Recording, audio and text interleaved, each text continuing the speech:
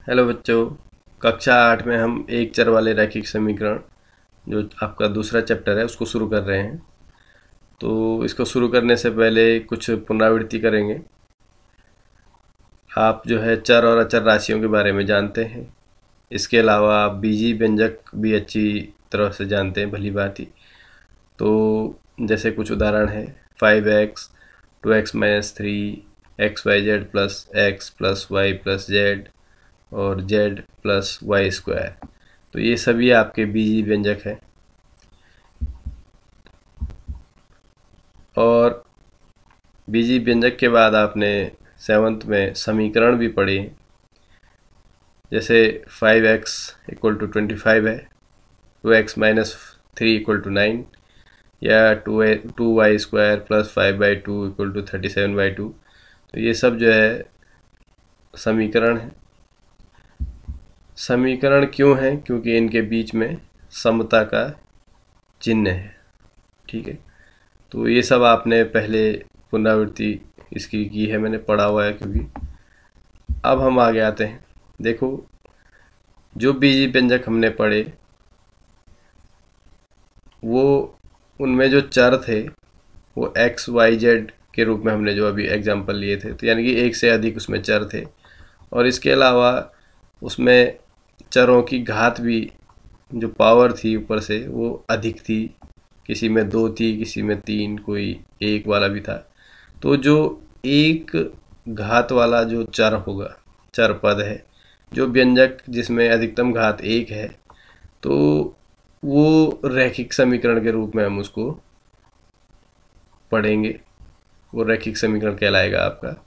तो जैसे कोई एग्जांपल है 3x प्लस 5 इक्वल टू 1 है। तो यहाँ पर आप देख रहे हैं कि x चर है और कोई चर इस समीकरण में नहीं है, क्योंकि समानता का चिन्ह है, तो ये समीकरण हो गया। तो x चर का समीकरण, और इस x की घात 1 है, इसकी पावर 1 है यहाँ पर। तो ये रैखिक समीकरण कहलाया आपका। तो ये चर हो गया x, और ये बायां पक्ष हो गया, बराबर के बाईं तरफ लेफ्ट हैंड साइड, और ये दायां पक्ष हो गया।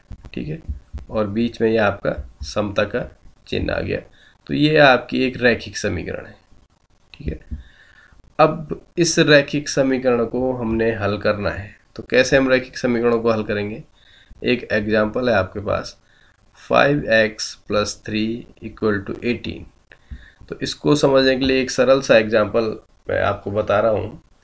देखो, आप दुकान में बनिया के पास जाते हैं और सपोज़ करें कि आपको 1 किलोग्राम जो है दाल खरीदनी है। तो बनिया क्या करता है, तराजू में एक तरफ 1 किलोग्राम का बाट रखता है और दूसरी तरफ जो है आपको दाल थैले में डालता रहता है, और तब तक थैले को भरता है जब तक कि तराजू संतुलन की अवस्था में ना आ जाए या बराबर पे न आ जाए। ठीक है, और फिर आप कहते हैं कि हाँ सर, हाँ जी 1 किलो हो गया है।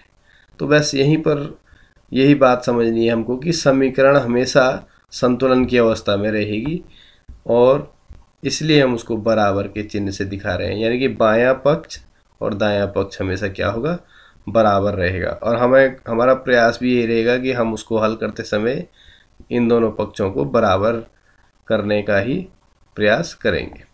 तो यहाँ पर 5x प्लस 3 हमने एक तराजू में रखा है और वो 18 के बराबर है। अब हमने इसको हल करना है। हल करने का अर्थ है कि हमें x की वैल्यू निकालनी है, x का मान। अब x के साथ 5 मल्टीप्लाई में है और 3 इसके साथ प्लस में।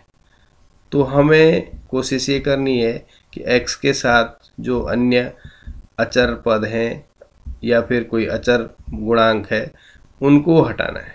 तो उनको कैसे हटाएंगे? अब मैंने क्या किया कि इधर से जो है बाएं पक्ष में जो +3 था वो -3 कर दिया, घटा दिया उसमें से 3।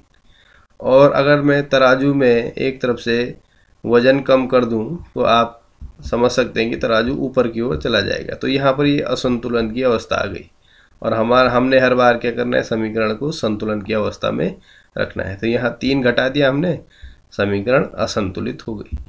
फिर हमने क्या किया, दोबारा से हमने दाहिने पक्ष में भी 3 घटा दिया। तो यहाँ भी 18 में से 3 घट गया और यहाँ 3 में से 3, तो ये कितना हो गया आपका, 3 में से 3 गया तो 0, तो 5x बच गया, और यहाँ 18 में से 3 गया तो यहाँ 15 बच गया।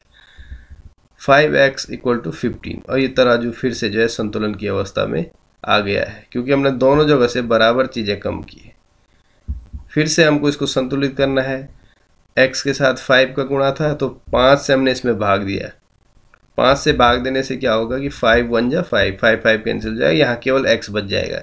और हमें करना भी यही है कि बाईं तरफ हमें केवल क्या रखना है, चर पद रखना है। लेकिन जब हमने यहाँ 5 से डिवाइड किया तो फिर से तराजू जो है आपका असंतुलित हो गया।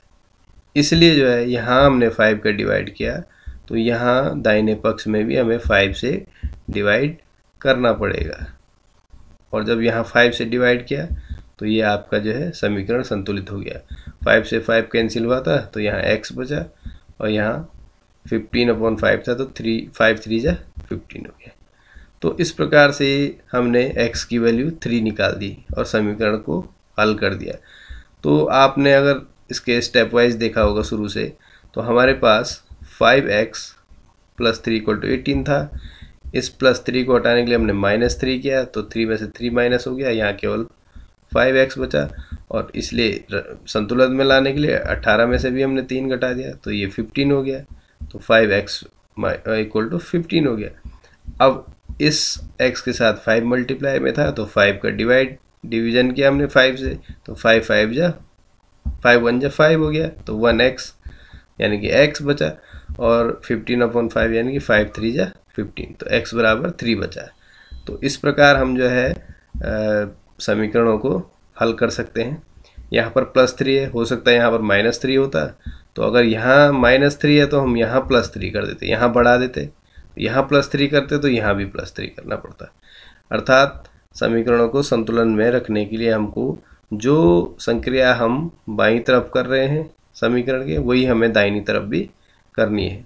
तो इस प्रकार हम जो है इस चैप्टर की पहली प्रश्नावली को हल कर सकते हैं आसानी से। तो उसको करने का प्रयास करेंगे। ठीक है, थैंक यू, बाय बाय।